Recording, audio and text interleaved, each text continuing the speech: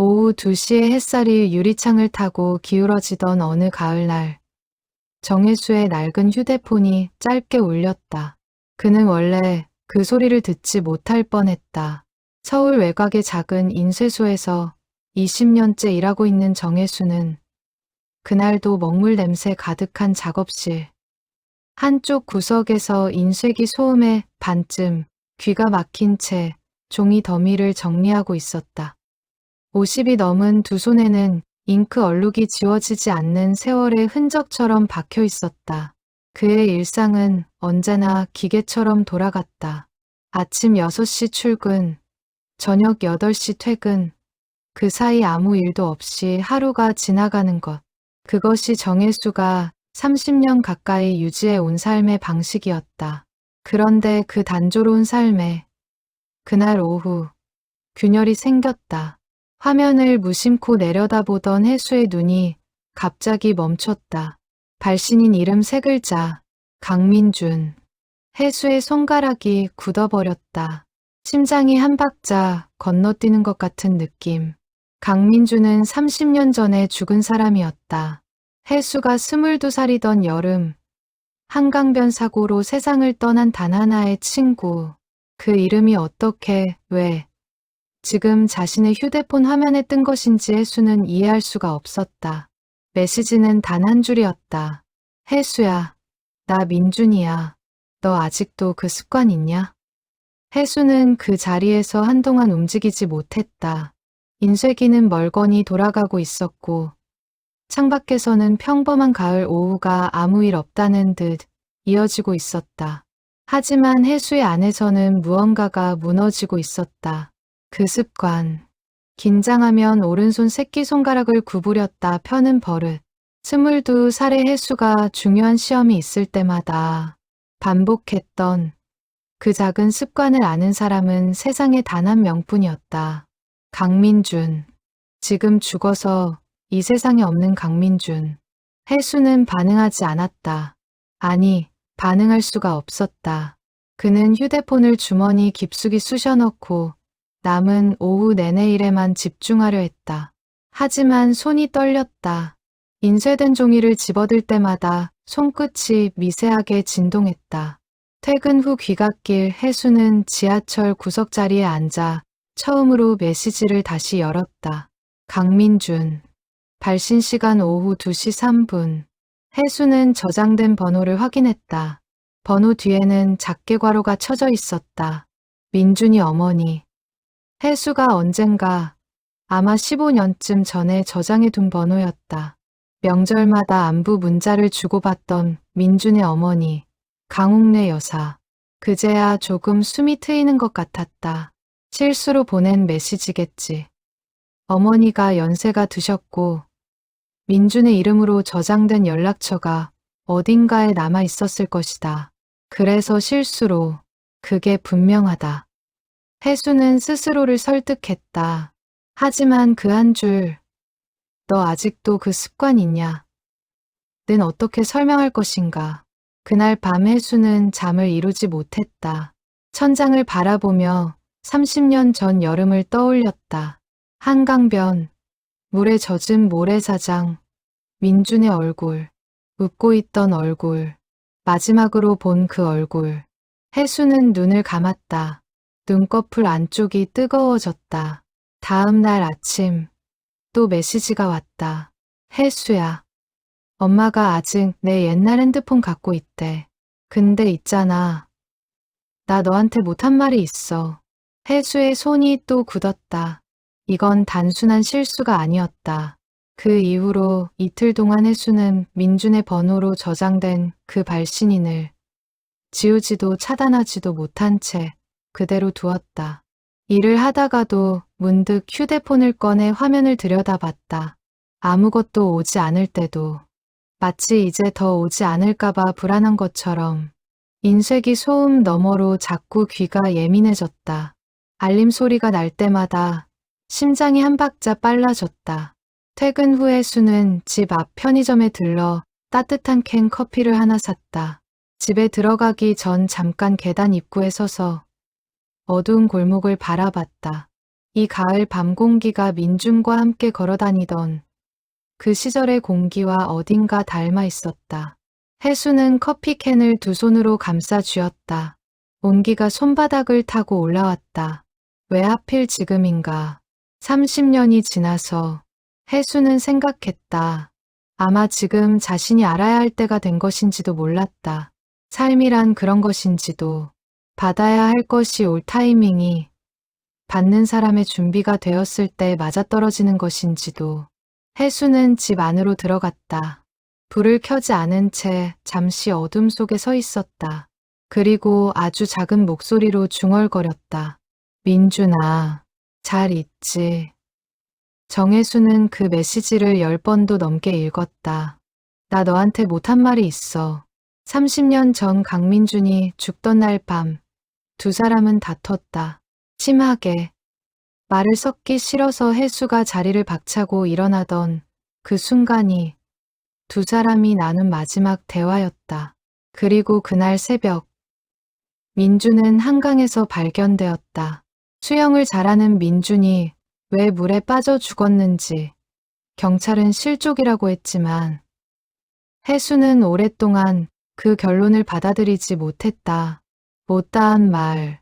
혜수는 수십 년 동안 그 말을 간직해왔다. 내가 그날 자리를 뜨지 않았더라면, 내가 조금 더 들어줬더라면. 못다한 말은 혜수 안에도 가득했다. 그런데 지금 누군가가 죽은 친구의 이름으로 그 말을 꺼내들고 있었다. 혜수는 마침내 전화를 걸었다. 강옥래 여사의 번호로. 신호가 갔다. 길게. 그리고 받지 않았다. 다시 걸었다. 역시 연결되지 않았다. 혜수는 메시지를 남겼다. 어머니, 저 정혜수입니다.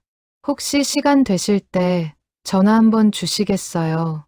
요즘 연락이 오는데 걱정이 돼서요. 답은 없었다. 그날 하루 내내. 대신 저녁 무렵에 또 메시지가 왔다. 혜수야, 너 그때 말이야. 내가 먼저 사과를 했어야 했는데 그날 밤 내가 너무 심한 말을 했잖아. 혜수의 가슴 한가운데가 저렸다. 그날 밤의 다툼. 민준이 심한 말을 했던 것은 사실이었다. 혜수가 꿈꾸던 것들을 비웃고 가능성 없는 놈이라고 했던 것. 분명히 민준 쪽에서 먼저 선을 넘었다. 혜수가 자리를 박차고 일어난 것도 그 때문이었다. 하지만 그 뒤로 혜수는 한 번도 민준 탓을 해본 적이 없었다. 남은 건 자책뿐이었다. 내가 자리를 뜨지 않았더라면. 그런데 지금 30년 만에 누군가가 내가 먼저 사과를 했어야 했는데 라고 말하고 있었다. 혜수는 손가락을 멈췄다가 천천히 키패드를 눌렀다. 어머니세요? 실수로 보내신 거죠? 답장이 곧 왔다. 나 민준이야. 혜수야. 엄마가 내 오래된 핸드폰 갖고 있는데 나는 거기 있어. 혜수는 그 문장을 읽다가 눈앞이 흐려졌다. 물론 그게 말이 안 된다는 걸 안다. 죽은 사람이 핸드폰 속에 있을 리 없다. 치매를 앓고 있는 노모가 아들의 오래된 핸드폰을 만지작거리다가 어떤 방식으로 이런 메시지를 보내고 있는 것이겠지. 어쩌면 오래전 저장된 문자를 다시 전송하는 것일 수도 있고, 아니면 치매의 혼란 속에서 아들처럼 답장을 쓰고 있는 것일 수도 있다. 하지만 내용이 문제였다. 그 습관, 못다한 말, 먼저 사과했어야 했는데, 이 내용들은 아무나 알 수 없는 것들이었다. 강옥래 여사가 알 수 있는 내용들이 아니었다. 아들의 오래된 핸드폰 어딘가에 혹시 이런 내용의 메모나 일기가 남겨져 있는 것인가? 아니면 혜수는 자신이 무엇을 바라고 있는지 알고 있었다. 친구가 정말로 거기 있기를. 30년이 지나도록 혜수가 무너지지 않고 버틸 수 있었던 단 하나의 이유. 민준이 자신을 용서해 줬을 것이라는 믿음. 그 믿음의 근거를 얻고 싶다는 것을. 혜수의 눈에서 눈물이 흘러내렸다. 천천히 말없이 그는 다시 문자를 보냈다. 민준아, 나도 미안했어. 그때 내가 먼저 자리를 뜨지 않았어야 했는데. 보내기 버튼을 누르고 혜수는 오래도록 창밖을 바라보았다. 답장은 오지 않았다. 그날 밤은 혜수는 그날 밤 민준과 다투기 전 두 사람이 함께 앉아있던 강변을 떠올렸다.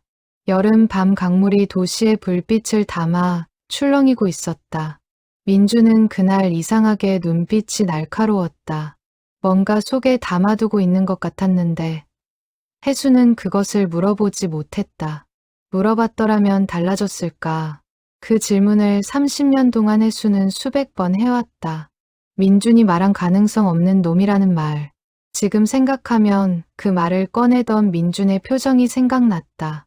비웃는 얼굴이 아니었다. 오히려 무언가를 두려워하는 것 같은 표정. 혜수는 그때 그 표정을 제대로 읽지 못했다. 너무 화가 나서 지금이라면 달랐을 것이다. 야, 너 지금 무서운 거지? 하고 물어봤을 것이다. 그러면 민준도 어쩌면 솔직하게 말했을 것이다. 나도 모르겠어. 앞이. 그 말 한마디만 나왔어도 두 사람은 강변에서 어묵 국물이라도 마시며 늦게까지 앉아 있었을 것이다. 이야기를 나누며. 하지만 그날의 혜수는 자리를 박차고 일어났고 민주는 혼자 남았고 새벽이 왔고 혜수는 휴대폰 화면을 바라보며 다시 한번 그 문자를 읽었다. 나 너한테 못한 말이 있어. 못다한 말. 혜수에게도 있었다. 민준에게 하지 못한 말들. 야, 민준아. 그때 나도 무서웠어. 나만 겁쟁이인 것 같아서 말 못했지만 나도 앞이 무서웠어. 그 말을 했더라면 좋았을 텐데. 사흘이 지났다. 혜수는 그 사흘 동안 3통의 문자를 더 받았다. 하루에 한 통씩. 오후 2시가 넘을 무렵에 어김없이 도착했다. 첫 번째 문자는 이랬다. 혜수야, 너 요즘도 어묵 국물 좋아하냐? 추워지면 꼭 먹어야 한다며. 그 추운 날 한강변 포장마차에서 혼자 다 먹던 거 기억나. 두 번째는 이랬다. 혜수야, 너 인쇄 일한다고 했잖아. 잘하고 있지? 처음엔 내가 반대했잖아. 그거 진짜 미안해. 세 번째는 이랬다. 오늘 하늘 봤어? 오늘 같은 하늘이 우리 22살 때 딱 그 색깔이야. 혜수는 읽을 때마다 숨이 막혔다. 한강변 포장마차 어묵 국물. 인쇄 일을 반대했던 것. 그날 가을 하늘의 색깔. 이것들은 강옥래 여사가 알 수 없는 내용들이었다. 두 사람의 다툼이 있던 날. 어묵 국물을 마시며 화해를 시도했던 것. 민준이 혜수의 직업을 반대했다가 나중에 돌아와 응원해줬던 것. 이 모든 것은 오직 두 사람만이 아는 기억이었다.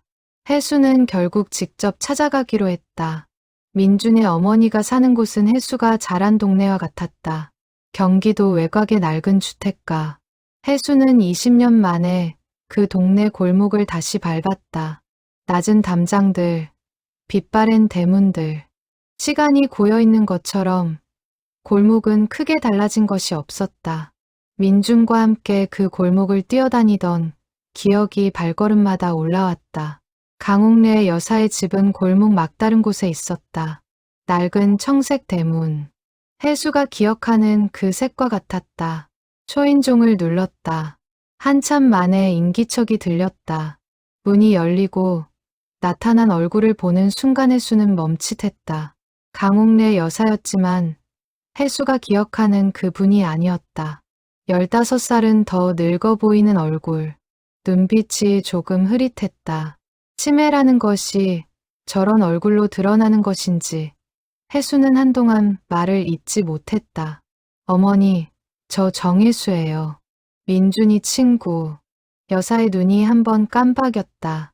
그리고 천천히 안을 향해 고개를 돌렸다. 민준아, 혜수 왔어. 혜수의 심장이 쿵 내려앉았다. 여사는 혜수를 안으로 들였다. 작은 거실, 낡은 소파, 그리고 밥상 위에 오래된 휴대폰 하나가 놓여 있었다. 2000년대 초반 것으로 보이는 접이식 휴대폰. 충전기가 꽂혀 있었다. 화면이 켜진 채로 어머니, 저한테 문자 보내셨어요? 이 핸드폰으로? 여사는 고개를 갸웃하며 핸드폰을 내려다봤다. 이게 민준이 핸드폰인데 민준이가 보냈겠지. 민준이 여기 있어. 여사의 눈에는 진심이 담겨 있었다. 혼란이나 거짓이 아니라 정말 그렇게 믿고 있는 눈이었다. 혜수는 그 눈을 보다가 가슴이 먹먹해졌다. 혜수는 천천히 핸드폰을 들어 확인했다. 최근 메시지 발신 기록, 정혜수에게. 내용을 열어보자. 혜수가 받았던 그 문자들이 그대로 있었다. 발신된 흔적이 분명했다.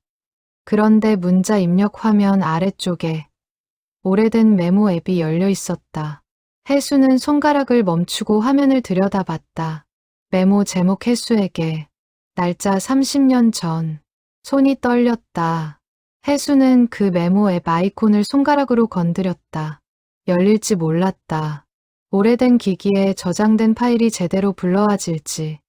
그런데 앱은 천천히 열렸다. 화면이 흐릿하게 밝아지더니 텍스트가 나타났다. 날짜는 30년 전 그해 여름의 날짜였다.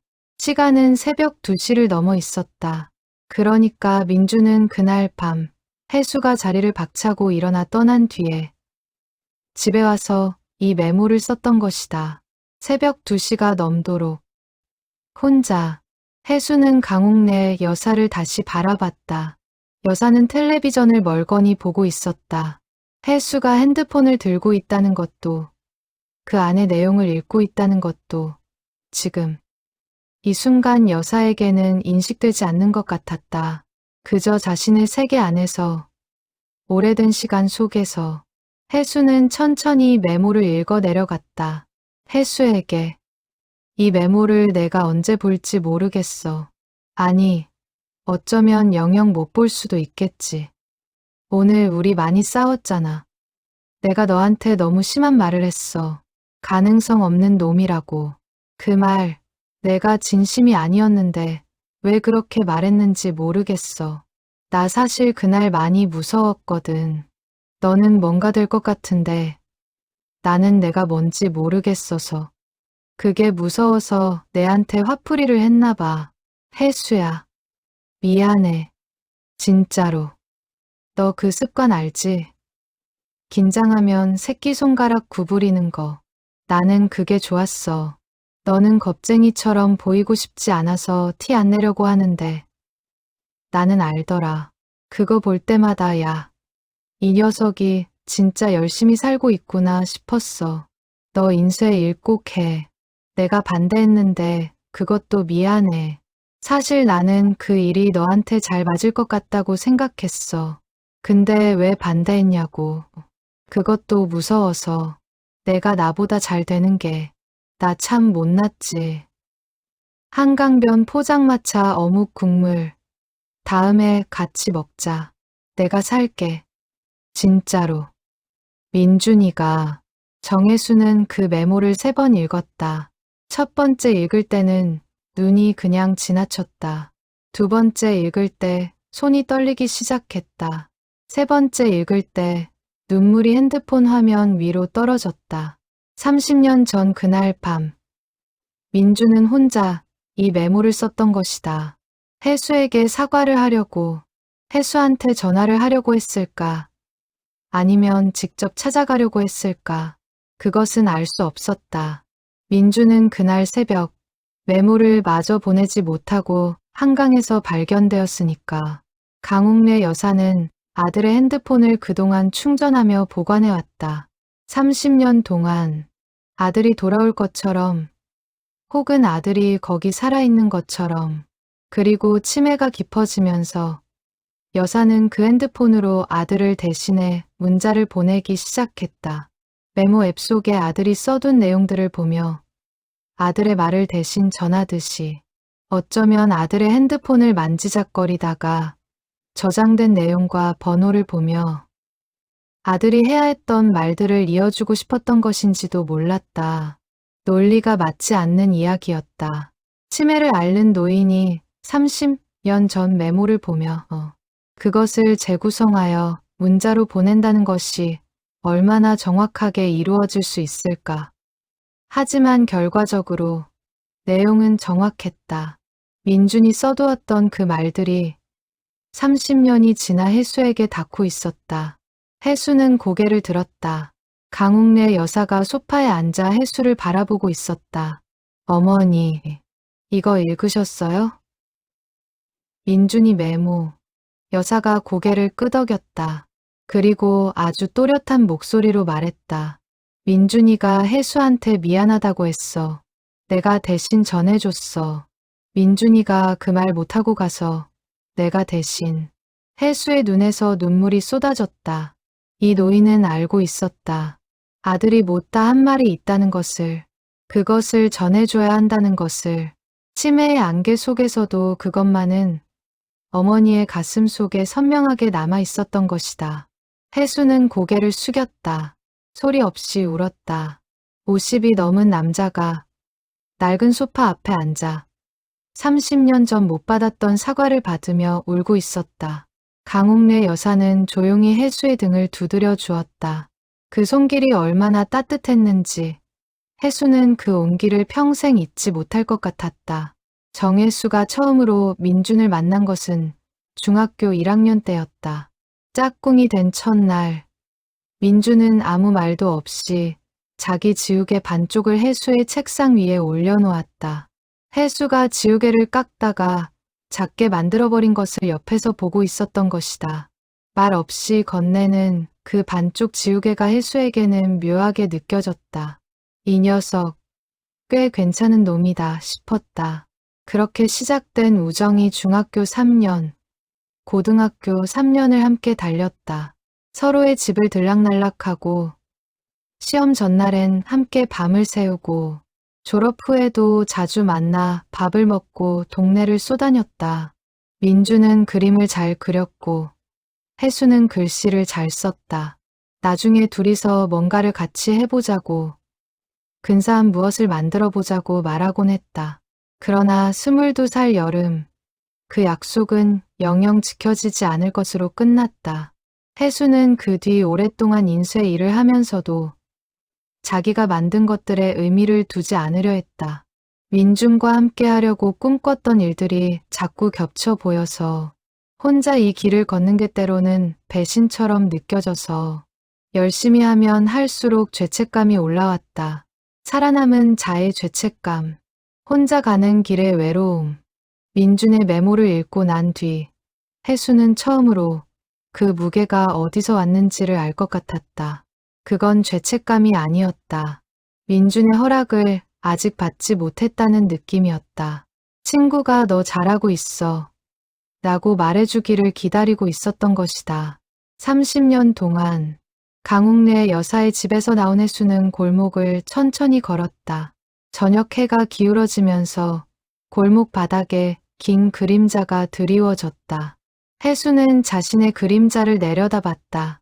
50이 넘은 남자의 그림자, 반쯤 구부정한 어깨. 그 그림자가 오늘따라 조금 다르게 보였다. 조금 더 가볍게. 집에 돌아와 혜수는 오래된 서랍을 열었다. 맨 아래 칸, 두꺼운 봉투 하나. 22살의 혜수가 쓴 편지들이 담겨 있었다. 민준에게 쓰다가 붙이지 못한 편지들. 사고 이후에 쓰기 시작한 것들이라 받을 사람이 없는 채로 서랍 안에 쌓여갔다. 혜수는 그 편지들을 꺼내 한 장씩 펼쳤다. 처음 몇 장은 분노였다. 왜 먼저 가느냐고. 한마디도 없이. 다음 장들은 자책이었다. 내가 자리를 뜨지 않았더라면, 내가 조금만 더 들어줬더라면. 그 다음은 그리움이었다. 보고 싶다. 밥 먹고 싶다. 어묵 국물같이 먹고 싶다. 마지막 편지는 이런 문장으로 끝나 있었다. 민준아, 나는 내가 나를 이미 용서했을 거라고 생각해. 그렇게 생각하지 않으면 못 살 것 같아. 혜수는 그 문장을 읽으며 눈을 감았다. 30년 동안 믿어온 것이 틀리지 않았다는 것을 이제 알게 되었다. 민주는 그날 밤 이미 사과를 했다. 핸드폰 메모 속에 혜수에게 닿지 못한 채로. 하지만 분명히 썼다. 미안해. 진짜로. 그리고 어머니가 30년 뒤에 그 말을 대신 전해주었다. 혜수는 천천히 봉투를 닫았다. 그리고 처음으로 그 봉투를 버리기로 마음먹었다. 이제 보낼 수 있을 것 같았다. 아니, 이미 보내진 것 같았다. 30년이 걸렸지만 두 사람의 편지는 드디어 서로에게 닿았다. 그날 밤 혜수는 오랜만에 민준과 함께 다니던 동네를 걸었다. 버스를 타고 일부러 그 골목까지 가서 오래된 골목길을 천천히 걸었다. 가게들은 바뀌었고 담장들은 새로 칠해져 있었지만 골목의 구비가 기억 속과 같았다. 혜수는 발걸음을 멈추며 생각했다. 우리가 이 골목에서 자전거를 타던 게 언제였더라. 중학교 1학년이었나, 2학년이었나. 어느 가게 앞에서 혜수는 멈췄다. 예전에 포장마차가 있던 자리, 지금은 작은 편의점이 들어서 있었다. 혜수는 그 앞에 서서 잠시 눈을 감았다. 어묵꼬치 냄새가 기억 속에서 올라오는 것 같았다. 민준이 국물을 홀짝이던 모습, 고등학교 졸업 후 어느 추운 날 밤, 진로 이야기를 하다가 둘이 거기 앉아 있었다. 혜수가 인쇄 쪽 일을 하고 싶다고 했을 때 민주는 처음에 말리다가 나중에는 그래, 너는 그게 맞을 수도 있겠다 했다. 그 장면이 지금 선명하게 떠올랐다. 혜수는 눈을 감은 채 한참 서 있었다. 정혜수는 그 다음 주에 다시 강옥래 여사의 집을 찾았다. 이번엔 손에 도시락을 들고 갔다. 혜수가 직접 만든 어묵 조림과 계란말이, 그리고 국이 담긴 통. 혼자 사는 노인에게 밥이라도 챙겨드려야겠다는 마음이 생겼다. 아니, 그것보다는 이 집이 그리워졌다는 쪽이 더 솔직한 이유였다. 민준의 냄새가 아직 남아있을 것 같은 이 집. 청색 대문을 두드렸을 때 여사는 혜수를 기억하고 있었다. 혜수 왔네. 들어와. 혜수는 안도했다. 치매를 앓는 분이라 어떨지 몰랐는데 오늘은 눈빛이 비교적 또렷해 보였다. 아마 좋은 날인 것 같았다. 둘은 밥상을 마주하고 앉아 식사를 했다. 오랫동안 말이 없었다. 숟가락 소리만 조용히 오갔다. 한참 만에 여사가 먼저 입을 열었다. 민준이가 너 걱정 많이 했어. 혜수는 숟가락을 내려놓았다. 민준이가 죽기 전에 나한테 말했어. 혜수가 걱정된다고. 인쇄 일 잘할 수 있을지. 자기가 너무 심한 말 했다고. 혜수한테 꼭 사과해야 한다고. 혜수는 목이 메었다. 그 말을 나한테 했어요? 응. 그날 새벽에 집에 들어오면서 엄마한테 말했어. 혜수 전화번호 알려주면 내일 아침에 전화하겠다고. 혜수한테 미안하다고. 그리고 여사의 목소리가 거기서 잠시 끊겼다. 눈빛이 흐릿해졌다. 그리고 새벽에 나갔어. 왜 나갔는지 모르겠어. 그냥 나갔어. 혜수는 고개를 숙였다. 말을 하지 않았다. 말이 필요하지 않았다. 여사는 천천히 다시 말을 이었다. 민준이 핸드폰 있잖아. 내가 계속 충전해뒀어. 거기 민준이가 있는 것 같아서. 이상하지? 이상하지 않아요. 어머니. 여사가 혜수를 바라봤다. 그 눈이 잠깐, 아주 잠깐 촉촉해졌다. 근데 혜수야, 내가 그 핸드폰 만지다 보면 가끔 민준이 목소리가 들리는 것 같아. 뭔가를 하라고 하는 것 같아. 그래서 내가 뭔가를 했는데 뭘 했는지 잘 모르겠어. 내가 뭔가 잘못한 건 아니지? 혜수는 고개를 저었다. 잘하셨어요. 어머니, 아주 잘하셨어요. 여사가 작게 웃었다. 그 웃음이 민준을 닮아 있었다. 입꼬리가 살짝 한쪽으로 당겨지는 그 웃음. 혜수는 그 웃음을 보며 눈을 꾹 감았다. 밥을 다 먹고 두 사람은 잠시 거실에 앉아 있었다. 여사가 낡은 앨범을 꺼내왔다. 민준의 어린 시절 사진들. 중학교 때 혜수와 함께 찍은 사진도 있었다. 빛이 바랬지만 두 소년의 표정은 선명했다. 웃고 있었다. 아무것도 모르고 세상이 그저 넓고 좋기만 한 얼굴로. 혜수는 그 사진을 오래 들여다봤다. 젖대로 돌아갈 수는 없다. 민준을 살려낼 수도 없다. 그날의 다툼을 없었던 일로 만들 수도 없다. 하지만 적어도 이것만은 알게 되었다. 두 사람은 서로를 용서했다는 것.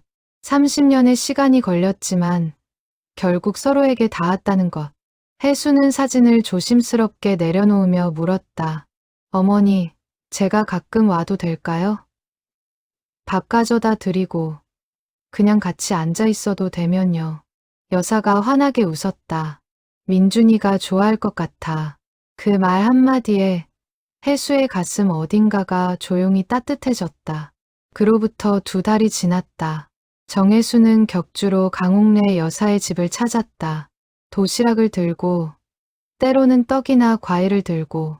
여사의 상태는 오르내렸다. 좋은 날에는 혜수를 또렷하게 알아보고 웃으며 이야기를 나눴고, 좋지 않은 날에는 혜수를 민준으로 착각하기도 했다. 혜수는 그날들을 묵묵히 함께했다. 처음엔 어색했다. 어머니가 자신을 민준이라고 부를 때 어떻게 반응해야 할지 몰랐다. 하지만 시간이 지나면서 혜수는 그냥 그 자리에 있어주기로 했다. 민준이든 혜수든 이 집에는 사람이 필요했다. 그러던 어느 날 여사의 딸에게 연락이 왔다. 다른 도시에 살고 있는 민준의 여동생 강소연이었다. 오빠와 8살 차이가 나서 혜수와는 거의 연이 없었다. 그 소연이 갑자기 전화를 한 것이다. 정혜수 씨, 제가 어머니 근처로 이사를 왔어요. 어머니 드나들어 주신 것 감사해요. 근데 그것보다 드릴 말씀이 있어서요. 혜수는 전화를 받으며 자리에 앉았다. 오빠 핸드폰이요. 어머니가 그 핸드폰으로 문자를 보내신 거 알고 있어요? 네, 알고 있어요. 저도 받았거든요. 저한테도 문자가 왔어요. 오빠 핸드폰에서.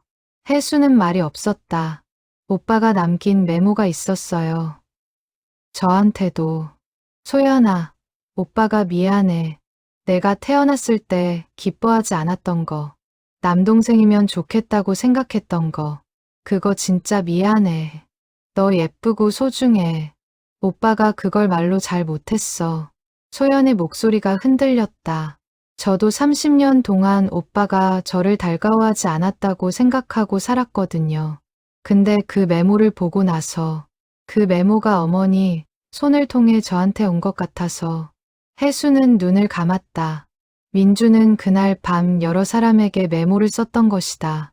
혜수에게만이 아니라 어머니한테 한 말도, 여동생에 대한 미안함도. 민주는 그 밤 핸드폰 메모 속에 담아두었다. 다음 날 아침에 하나씩 전할 생각이었던 것인지도 모른다. 직접 말하거나 문자로 보내거나. 하지만 그 아침은 오지 않았다. 그리고 30년 뒤 어머니의 손을 통해 그 말들이 각자에게 닿았다.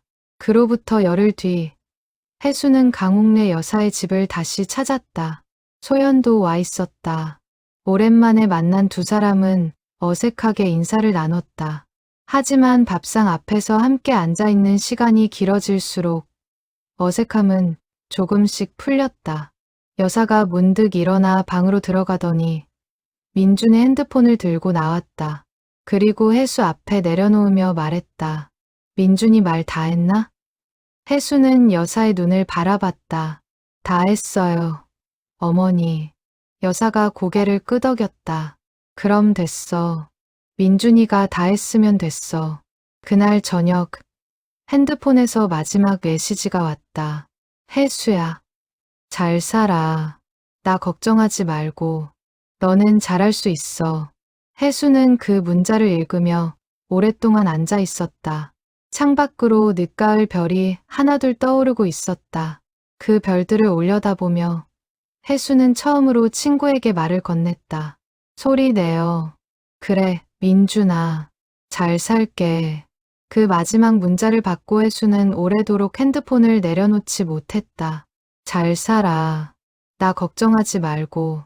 너는 잘할 수 있어. 이 말이 30년 전에 민준이 쓴 것인지 아니면 강옥래 여사가 아들을 대신해 전한 것인지 그 경계는 더 이상 중요하지 않았다. 전달은 되었다. 그것으로 충분했다. 혜수는 핸드폰을 내려놓고 창가로 갔다. 늦가을 밤바람이 창문 틈으로 새어 들어왔다. 찬 바람이었다. 하지만 혜수는 그 찬 바람이 싫지 않았다. 살아있다는 느낌이 바로 이런 것이었다. 공기가 피부에 닿는 것, 온도를 느끼는 것, 잘 살아야겠다는 생각이 들었다. 막연하게가 아니라 구체적으로 오늘 만든 인쇄물을 더 정성스럽게 어머니한테 더 자주 들르기, 소연이랑 가끔 연락하기, 그리고 어묵 국물 추운 날 더 자주 먹기. 그런 것들로 이루어진 잘 사는 것. 혜수는 창밖 별을 올려다보며 다시 한번 중얼거렸다. 잘 살게, 민준아. 진짜로. 이듬해 봄이 왔다. 정혜수는 인쇄소 입구에 작은 화분을 하나 들여놓았다. 노란 국화. 민준이 좋아하던 꽃이었다. 예전에 민준이 혜수의 인쇄소에 놀러 왔다면 분명히 좋아했을 것 같다는 생각이 들었다. 그래서 들여놓았다. 동료들이요. 오늘 꽃 가져왔어요? 하고 물어봤다. 혜수는 그냥 요즘 꽃이 좋아서요. 하고 웃으며 넘겼다. 그 웃음이 평소보다 조금 부드러웠다고. 오래된 동료 한 명은 나중에 그렇게 말했다. 혜수는 올봄 들어 작업에 대한 태도가 조금 달라져 있었다. 예전에는 일이 그냥 일이었다. 먹고 살기 위해 하는 것, 의미를 붙이지 않으려 했던 것. 그런데 어느 날부터인가 종이 한 장 한 장이 다르게 느껴지기 시작했다. 이 인쇄물들이 어딘가에 닿는다. 누군가의 손에 들어간다. 어떤 내용이 담기든 그것을 전달하는 일을 자신이 하고 있다. 전달.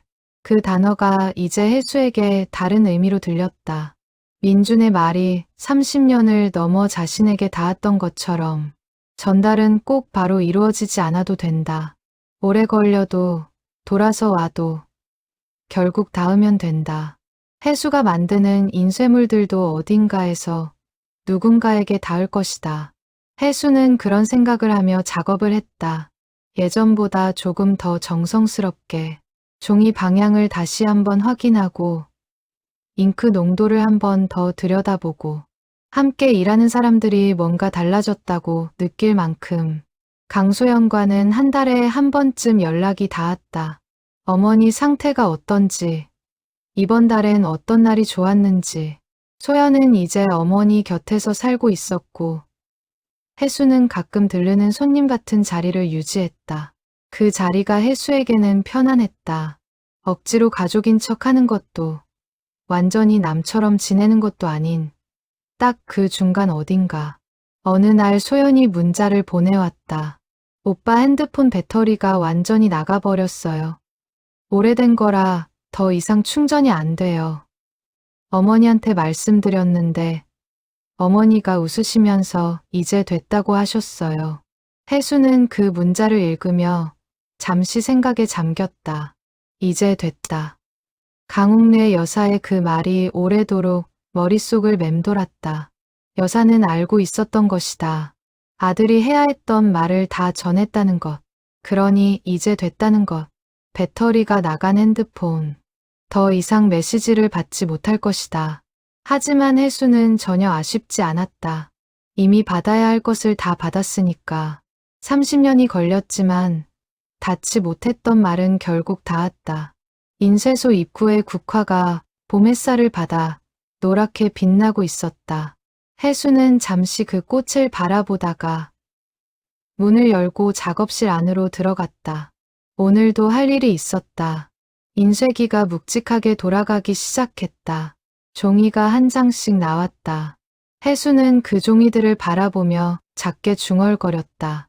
민준아, 오늘도 잘 만들어 볼게. 아무도 듣지 못했다. 기계 소리가 가득한 공간 속에서 혜수의 목소리는 그냥 공기 속으로 사라졌다. 하지만 괜찮았다. 말이란 꼭 들려야 하는 것이 아니니까 마음에 담으면 된다. 그러면 어떤 방식으로든 언젠가 닿는다. 그것을 혜수는 이제 알고 있었다. 초겨울이 되었다. 강옥래 여사의 상태가 조금씩 더 나빠졌다. 소연에게 들어보니 요즘은 좋은 날보다 흐린 날이 더 많다고 했다. 혜수를 알아보지 못하는 날도 늘었다. 그래도 혜수는 계속 들렀다. 알아보든 알아보지 못하든 그 집에 가는 것 자체가 이미 혜수에게는 하나의 루틴이 되어 있었다. 어느 날 혜수는 어묵 국물을 끓여서 들고 갔다. 직접 만들었다. 사각 어묵을 꼬치에 꿰어서 맑은 국물에 끓인 것. 민준이 좋아하던 방식으로 포장마차에서 먹던 그 맛과 완전히 같을 수는 없었지만 혜수가 기억하는 그 맛에 최대한 가깝게 여사는 그날 비교적 맑은 눈으로 혜수를 맞았다. 오늘 뭐 가져왔어? 어묵 국물이요. 어머니, 민준이랑 자주 먹던 거요. 여사의 눈이 잠깐 반짝였다. 민준이랑? 네, 추운 날에 포장마차에서 같이 먹었어요. 그게 맛있었거든요. 둘은 마주 앉아 어묵 국물을 마셨다. 뜨거운 국물이 식도를 타고 내려가는 느낌. 혜수는 그 온기가 가슴 깊은 곳까지 닿는 것 같았다. 여사가 조용히 말했다. 민준이가 너 좋아했어. 많이. 혜수는 국물을 한 모금 더 마시며 고개를 끄덕였다. 저도 민준이 많이 좋아했어요. 그 녀석이 말을 잘 못하거든. 좋아하는 건 많은데 표현을 못해. 어려서부터 그랬어. 혜수는 웃었다. 알아요. 그래도 아는 사람은 알아요. 지우개 반쪽 건네는 거. 그거면 충분하거든요. 여사가 무슨 말인지 잘 모르는 듯 고개를 갸웃했지만 그래도 혜수를 바라보며 함께 웃었다. 그 웃음이 따뜻했다. 밥을 다 먹고 소연이 설거지를 하러 부엌에 들어간 사이 여사와 혜수 둘만 남았다. 여사가 갑자기 혜수의 손을 잡았다. 차갑고 마른 손. 하지만 그 안에 담긴 힘이 느껴졌다. 혜수야. 네, 어머니. 민준이 나한테 그랬어. 혜수는 걱정하지 말라고. 혜수는 잘할 거라고.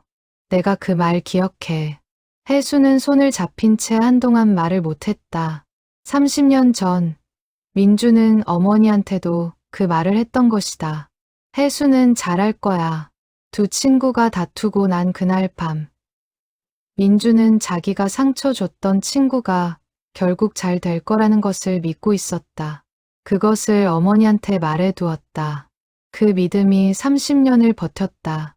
여사의 손을 잡은 채 혜수는 처음으로 민준한테 소리 내어 고맙다고 말하고 싶어졌다. 고마워. 그렇게 믿어줘서.